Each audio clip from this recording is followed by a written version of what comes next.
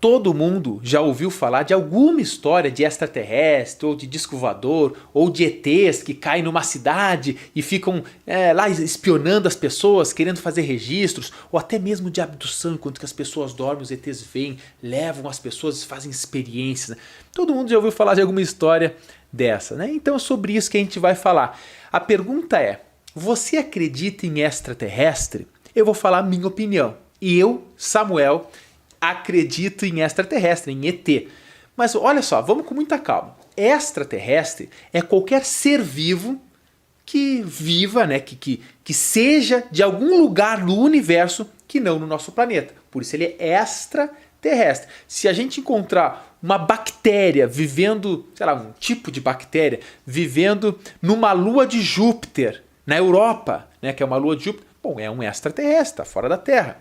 Agora, se tu me perguntar assim, você, professor Samuel, acredita em ETs sobrevoando a Terra, vindo nos filmar, nos abduzir, sei lá o que, com super espaçonaves que desaparecem e tal? Eu falo, não, eu não acredito nesse tipo de ET e no final do vídeo eu explico o porquê. Agora, olha só, eu acredito em OVNI. OVNI é um fato, porque OVNI é um objeto voador não identificado. Não que este OVNI ali dentro tem ETzinhos que vêm, sei lá, milhões de anos-luz de distância para nos visitar e não nos dá um alô, né? Bom, eu vou falar sobre tudo isso nesse vídeo e é muito importante a tua opinião, porque gera discussão. A gente sabe que hoje um dos grandes objetivos das agências espaciais, por exemplo a NASA, é encontrar vida fora da Terra. Tanto é que agora, esse ano, a NASA confirmou na Europa água. Pô, se tem água, é algo muito importante para que tenha vida. A gente sabe que nós não conhecemos ser vivo, pelo menos aqui na Terra, e a gente imagina que seja assim no resto do universo, que um organismo que não precise de água. Não existe. Ah, professor, mas tem organismos que vivem sem beber água sei lá quanto tempo. Mas precisam de água, tem que ter água no corpo. Não, ok? Então vamos começar a nossa reflexão para entender o porquê que eu acredito em extraterrestre. Quando a gente olha o céu noturno, a gente vê muitas, milhares de estrelas, incontáveis estrelas. Cada uma dessas estrelas é um sol. Claro, o Sol é o nome que a gente dá para essa estrela que está pertinho de nós, que nos dá luz, que possibilita a vida aqui na Terra por causa dos organismos fotossintetizantes. Então nós estamos num planeta orbitando uma estrela que a gente chama de Sol. Agora, quando a gente olha para o céu noturno, a gente está vendo milhares de outros sóis que são outras estrelas. Cada uma dessas estrelas que a gente está vendo no céu pode ser orbitada por seus planetas, portanto, o seu sistema estelar, seu sistema solar. Claro, se é uma estrela, poderão ter planetas orbitando ele. Aí aqui bem pertinho de nós tem a Lua. Pessoal, a Lua está a pouco mais do que 1 segundo-luz de distância, ou seja, um pouco mais de 300 mil quilômetros da gente. Então está muito pertinho, a Lua é pertinho, mesmo assim, para o homem chegar lá, leva muito tempo. Olhando um pouco mais adiante, tem o nosso querido Sol, como eu falei para vocês, que ele está a 8 minutos-luz de distância. Agora vamos lá, é um pouquinho mais do que 8 minutos-luz, mas eu estou arredondando aqui para ficar mais didático. Perceba, o que significa 1 segundo-luz? 1 segundo e pouco luz, que é o que é a distância da Lua para a Terra. Pessoal, é a distância que a luz percorre em 1 segundo. A gente sabe que a luz viaja em uma velocidade de quase 300 mil quilômetros por segundo. Isso é o mais rápido que a gente observa no universo, nada supera a velocidade da luz. Para você ter ideia de quão rápido é 300 mil quilômetros por segundo, em 1 segundo a luz dá aproximadamente 6 voltas e meia na Terra.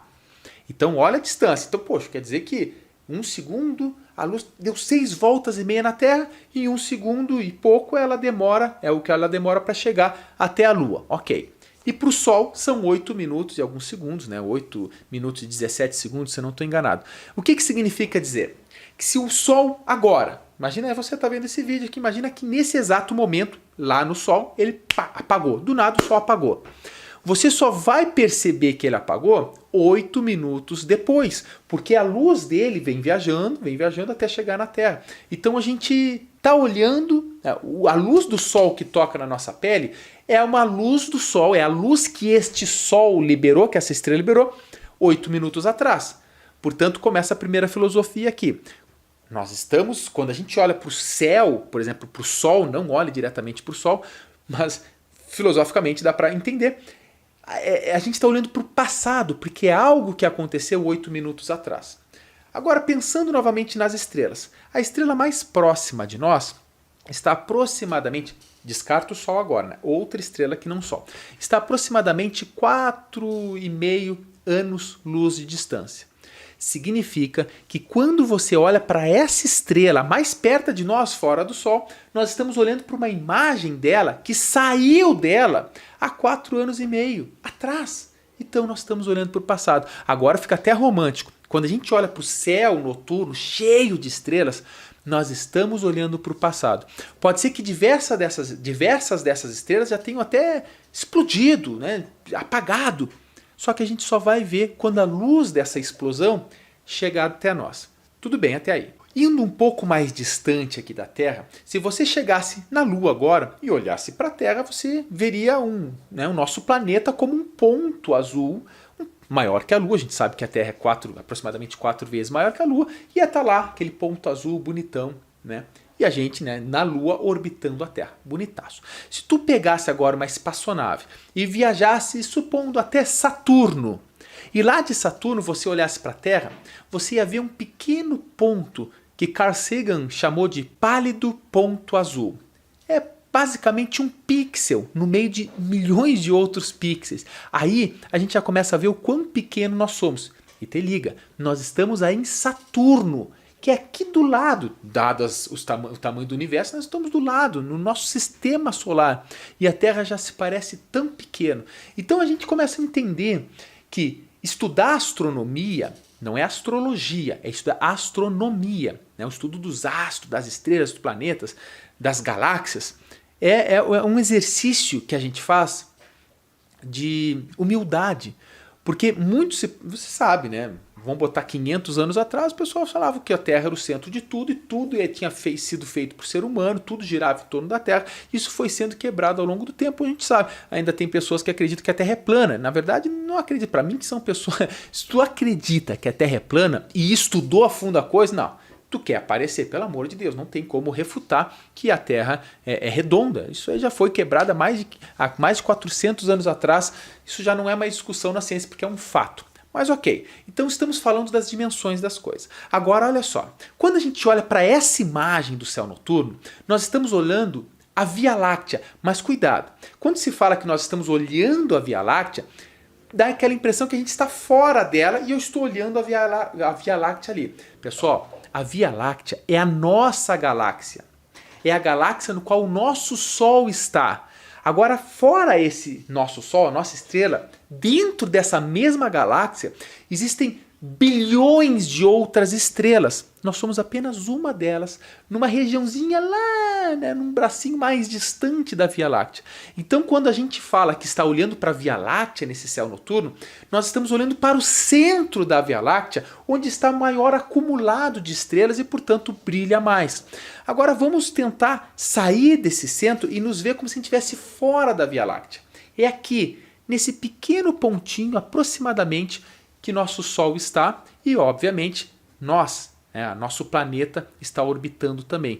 Veja que nessa distância a gente não nota nem mesmo o mínimo sinal dos nossos planetas do Sistema Solar, tampouco o mínimo resquício de ser humano ali. A gente não vê, a gente é insignificante do tamanho, pensando na escala da Via Láctea. Te liga que a Via Láctea é gigante. De uma ponta a outra, ela tem aproximadamente 100 mil anos-luz. O que significa falar que a nossa Via Láctea tem de ponta a ponta 100 mil anos-luz? Bom, se a luz sai daqui na velocidade de 300 mil km por segundo, lembra, estou arredondando, e começa a viajar de ponta a ponta, ela vai demorar 100 mil anos para cruzar a Via Láctea. Te liga, volta a lembrar, que do Sol até aqui são 8 minutos. Daqui até a Lua é 1 segundo, um segundo e pouco. Em 1 segundo a luz dá 6 voltas e meia na Terra. Agora você imagina o tamanho que é a nossa galáxia, a Via Láctea, para a luz demorar 100 mil anos para cruzar. E durante todo esse percurso, muitos e muitas estrelas, e cada uma dessas estrelas pode ter um planeta orbitando. Aí a gente já começa a pensar, poxa, realmente, existem muitas estrelas e existem muitos planetas. O que é um planeta? Como é que a gente chama um planeta que orbita uma estrela que não o Sol? A gente chama de exoplaneta. Tranquilo até aí. Ok. Mas a gente sabe que a nossa galáxia é uma entre bilhões e bilhões de outras galáxias que existem no universo. Pessoal, incontáveis. Cada uma destas bilhões e bilhões de galáxias possui as suas estrelas. Então vamos aqui para deixar a coisa bem clara. Existem centenas de bilhões de galáxias. Cada uma delas contendo centenas de bilhões de estrelas. Cada uma dessas estrelas pode ter orbitando nela planetas. Esse planeta que pode abrigar a vida. A gente sabe que não vamos encontrar vida no Sol, não tem, numa estrela, não tem como.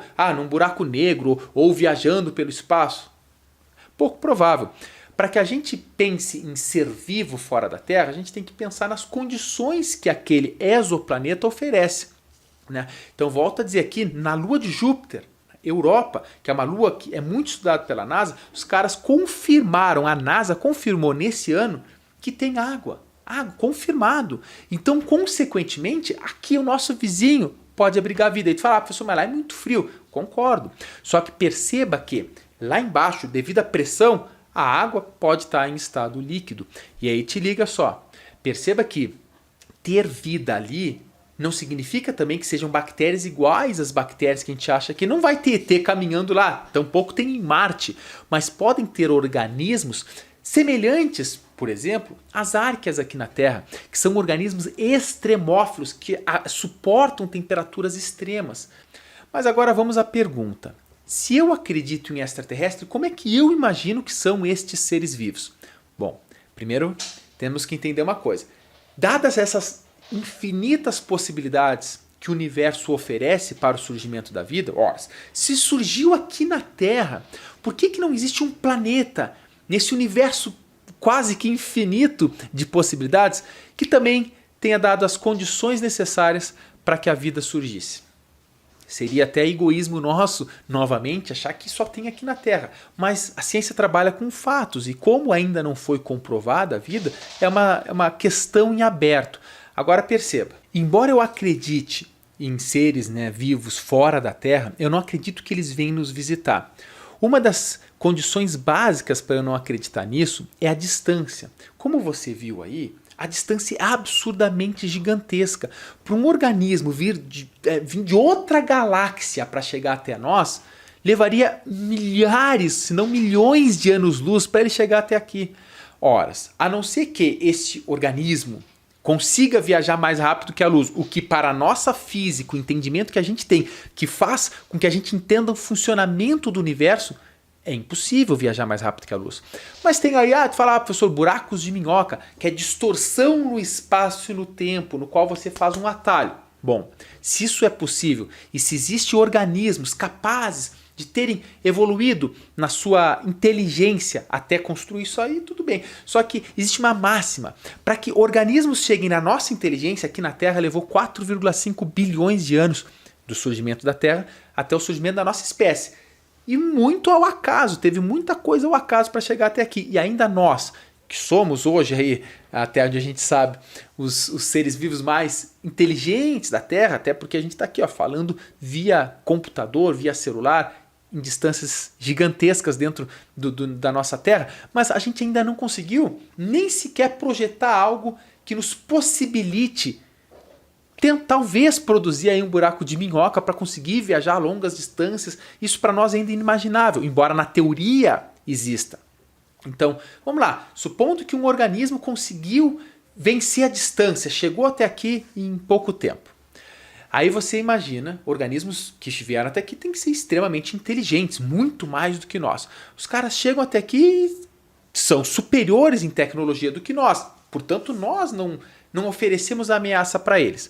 Aí eles vêm aqui nos visitar, olha para cá e não dá um sinal, não faz uma comunicação. Poxa, não fala, gente, olha que mesmo que não tenha a nossa linguagem, que provavelmente não vai ter, tampouco a forma humanoide nossa, porque nós fomos moldados pela seleção natural que a Terra ofereceu. De repente o planeta deles é bem diferente, eles foram moldados diferentemente. Inclusive um filme bem interessante sobre isso é A Chegada. É bem legal para assistir e refletir também. Aí tu imagina que eles vão chegar aqui e não vão nos dar um sinal, pessoal. Não vão nos dar uma dica de, olha, pessoal, vamos para esse caminho. Tu acha realmente que não ia acontecer? Outra coisa, pessoal. Se eles vêm nos visitar, e se lá na década de 60, 70 tinha aquelas filmagens, aquelas fotografias meio obscuras, hoje que todo mundo no mundo, meu celular está carregando, lá tem um celularzinho para mirar para o céu e tirar uma foto ou fazer um vídeo. Por que hoje, com a chegada da tecnologia nas nossas mãos, a gente não filma mais aparições de extraterrestres, de espaçonaves, de ETs? Por que isso era comum na década de 80, de 70 e hoje não é mais comum? Justamente hoje, quando nós temos armas, quero dizer armas tecnológicas, ferramentas tecnológicas para filmar esses ETs nos visitando. Por um motivo muito básico, eles não vêm até nós. Isso é a minha opinião. Beleza? Tu pode me contestar aí, tentar me contestar, a gente vai conversar respeitosamente nos comentários. Beleza? Então eu acho que falar em ET nos visitando é uma furada. Agora, volto a dizer, perceba, falar em extraterrestre é outra coisa. Inclusive inteligente, vida inteligente fora da Terra, pode ter. Só que não é esse nível de vir nos visitar. Até porque para conseguir uma evolução biológica na sua espécie, para que ela consiga produzir tecnologia, isso leva, a gente viu aqui na Terra, bilhões de anos. E para que isso aconteça, provavelmente a espécie já esteja extinta, né? Como infelizmente um pouco assim a gente se encaminha para isso. E uma coisa que a gente tem de um erro conceitual que a gente traz é quando a gente olha imagens como essa, a nebulosa de Órion.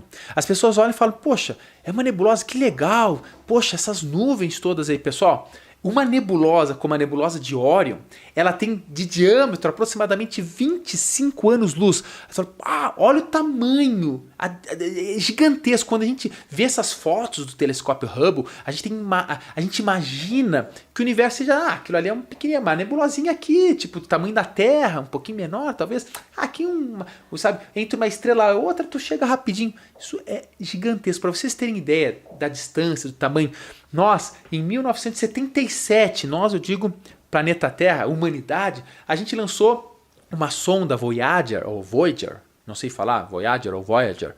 Nós lançamos em 1977, a recém agora, ela está com 42 anos de viagem, recém agora, pouquinhos meses, poucos anos, ela deixou o sistema solar e está nos confins do universo. E ela viaja, se eu não estou enganado, a quase 70 mil km por hora. E depois de 40 anos, a recém saiu do sistema solar. Pensa comigo, gente. Como é que a gente ia se aproximar de uma velocidade que nos permitisse chegar a distâncias inimagináveis? Então, falando um pouco sobre a parte da biologia, para que exista vida, como eu disse para vocês, um dos pré-requisitos é que tenha água. Porque a vida é algo biológico. É algo orgânico. São moléculas orgânicas organizadas que formam células. É a vida que a gente conhece aqui na Terra e não se imagina, por mais que você tenha um pensamento abstrato, filosófico, biológico, em vida de outra forma, ok? Beleza. Aí agora a gente tem que pensar assim, quais são os elementos que um planeta tem que oferecer para que tenha vida? Primeiro, ele não pode ser distante demais da sua estrela, nem tão próximo, porque muito próximo, a temperatura seria milhares de graus Celsius e, consequentemente, destruiria qualquer molécula orgânica. Se fosse muito distante, congelaria e não daria também. Então você tem que ter um planeta que ele fica, no caso um exoplaneta, estamos falando de fora da Terra, que fica orbitando uma estrela em uma distância que tem uma temperatura com pouca variação. Nem para tão quente, nem para tão frio. Aí, esse planeta tem que ter nitrogênio, carbono, hidrogênio, oxigênio, enxofre, fósforo. Tem que ter os elementos, esses elementos básicos. Por exemplo, se não tiver hidrogênio e oxigênio, como é que vai formar a água? Então tem que ter esses elementos básicos para a vida. É claro que tu deve pensar assim, professor, mas pode ser que em outro planeta os organismos evoluíram com outros elementos. Volto a dizer, especulação, não tem como garantir. O que a gente imagina aqui na Terra, dadas todas as nossas observações dos seres vivos, seja do mais simples, de uma arque, até o mais complexo, os cordados, nós, precisam desses elementos. Então é pouco provável que em outro planeta aí existam organismos que surjam, né, diferentemente destes elementos ou completamente diferente. Pode ser que tu fala, professor, e se não tiver um, se tiver outro no lugar desse? Não, em outro planeta a gente não sabe. Aqui é tudo especulação. Tá? Isso aqui não tem como a gente garantir. Eu acredito em vida fora da Terra, volto a dizer, dado as infinitas possibilidades. É claro que eu posso estar errado, pode ser que não tenha vida na Terra, né, em nenhum lugar desse universo, mesmo tendo bilhões de bilhões de bilhões, de centenas de bilhões de possibilidades, pode ser que não tenha, pode, mas seria decepcionante. E aí tu me pergunta, professor, mas parei, tem tantas pessoas que relatam ver espaçonaves, tem tantas pessoas que relatam ter sido abduzidas, né, enquanto dormiam, se acordaram tendo ETs. Aqui a gente vai falar sobre um assunto que é até bastante polêmico. Primeiro, espaçonaves que se vê. Podem ser balões, podem ser aviões, podem ser diversos satélites, diversas luzes. Quando são lançados satélites, às vezes satélites se enfileiram, que são luzes enfileiradas andando, porque veja, eles são luzes porque o Sol reflete neles e eles devolvem a luz, porque eles não têm luz própria. Só que pode ser, isso acontece no céu noturno. Muitas vezes a gente vê uma estrela andando assim, bem devagarinho. Bem devagarinho nada, que ele deve estar 30 mil km por hora no satélite. Tá tão aí.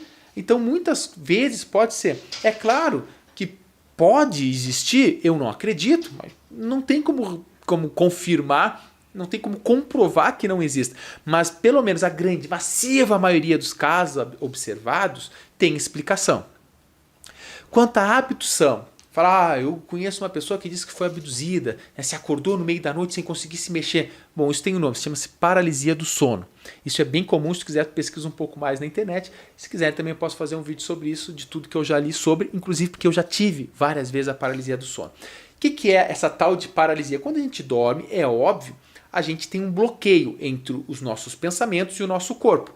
Esse bloqueio, tanto é que você pode perceber que às vezes você pega no sono antes do bloqueio ter sido estabelecido. Aí tu te acorda dando um chute. Já deve ter acontecido contigo. Mas quando tu dorme, esse bloqueio é estabelecido. E aí você está sonhando que está correndo, mas tuas pernas estão paradas. Você está sonhando que está lutando boxe, mas tu não está dando soco em ninguém. Acontece que quando você acorda, esse bloqueio imediatamente é desfeito e você tem o seu movimento. Em alguns casos, difícil acontecer, mas acontece, né, na paralisia do sono, você acorda, mas esse bloqueio continua por algum tempo. E aí você consegue mexer o olho, você tenta gritar, entra em desespero, mas o teu corpo ainda está dormindo, está ainda sonolento. E aí você pode ter algumas alucinações, achar que é real e não ser real. Como você vê alguma coisa voando, você vê um espírito do teu lado, você sentir alguém te tocando, ou até, por que não, te abduzindo ou te torturando, um ET. Então eu acredito que nesses casos de pessoas que relatam terem sido abduzidas ou terem sido examinadas por ETs, que inclusive sentem a dor, a gente sabe que é no cérebro que a gente sente a dor, eu acredito que seja paralisia do sono. E acredite, se um dia tu tiver a paralisia do sono, tu já deve ter tido, né?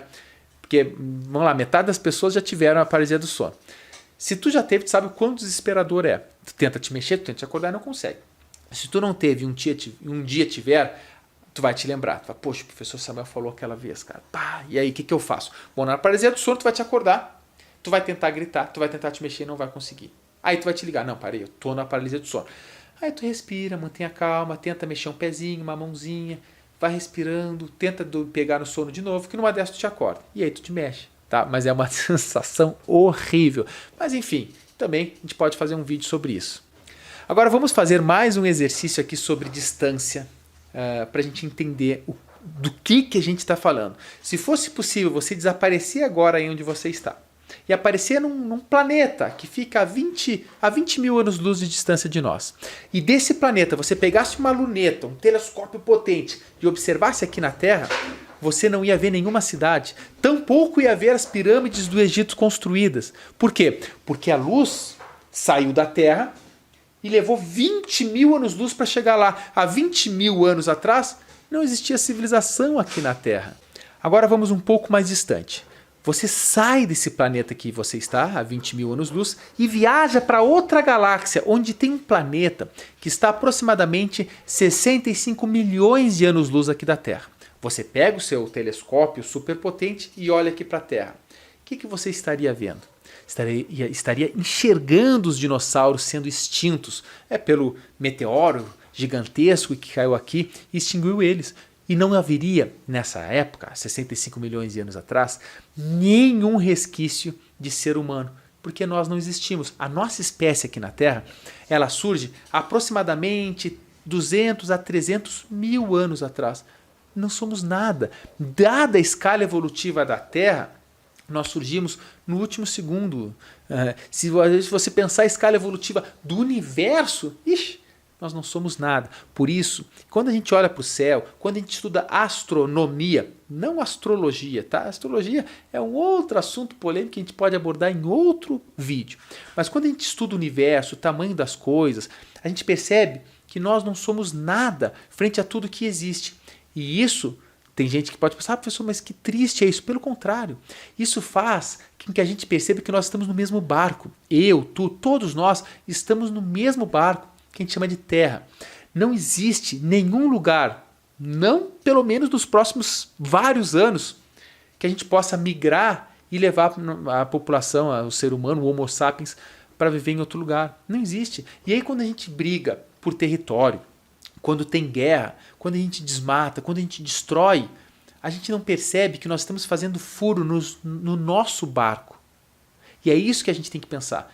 Quando a gente entende tudo isso, a gente tem que se unir para parar com a ganância. Tem pessoas que brigam para tentar ser o líder, né? O líder de uma parte dessa terra. Por exemplo, eu sou o presidente, então eu mando. Eu faço guerra porque eu quero dominar um país, eu vou mandar. E aí, o que isso significa? Nada, pessoal. Nós temos aqui literalmente viver juntos. Por isso, estude o espaço, o universo, o tamanho das coisas, para amar mais as pessoas, para nos aproximar, para defender mais o ambiente. Só assim a gente viverá em paz. E aí, nós seremos mais felizes, pode acreditar. Não esqueça de deixar aquele like felpudo no vídeo, de comentar. Deixem bastante comentário. Estou bem afim de comentar com vocês nesse vídeo. E quem sabe, ele é o primeiro de uma série de discussões que a gente pode incluir a biologia nelas. Um grande beijo, um grande abraço e até mais nos próximos vídeos. Tchau!